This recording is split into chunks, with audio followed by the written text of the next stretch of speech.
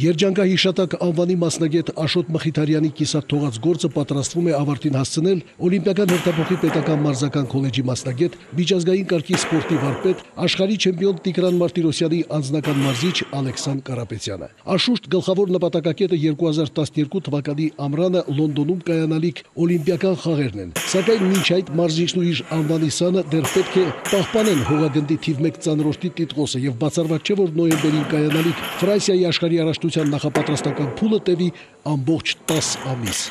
Մենք ապրիլին Եվրոպայի առաջնությունը բաց ենք թողնում, որովհետև լրջորեն ուզում ենք պատրաստվել աշխարհի առաջնությունը նոյեմբերին կայանալիք Ֆրանսիայում։ Մեծ սպասելիքներ ունենք, ուրեմն աշխարհի չեմպիոն դառնալը ճիշտ է հեշտ չէ, բայց պահերն ավելի դժվար է այդ տիտղոսը։ Հույս ունենք, որ կարտարացնենք իմ մարզիչի Վաղամերի Աշոտ Մխիթարյանի կիսատ թողածը, ինչ կփորձեմ, ինչքան հնարավորինս շարունակել եւ ավարտին հասցնել։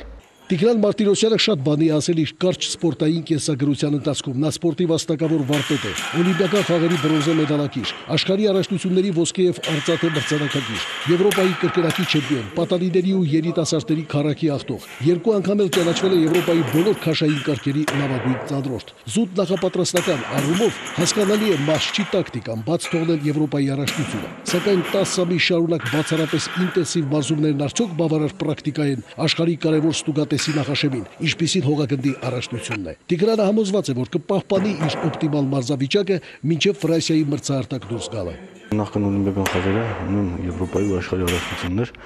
հիմնականում պետք է մտածել 2011 թվականի մասին այս տարվա։ Եվրոպայի առաջնությունը դեռ հաստատ համարված չեմ կմասնակցի թե չէ։ Իսկ իմ հիմնական նպատակը աշխարհի առաջնությունն է, որը պետք է կայանա նոյեմբեր ամսին Փարիզում։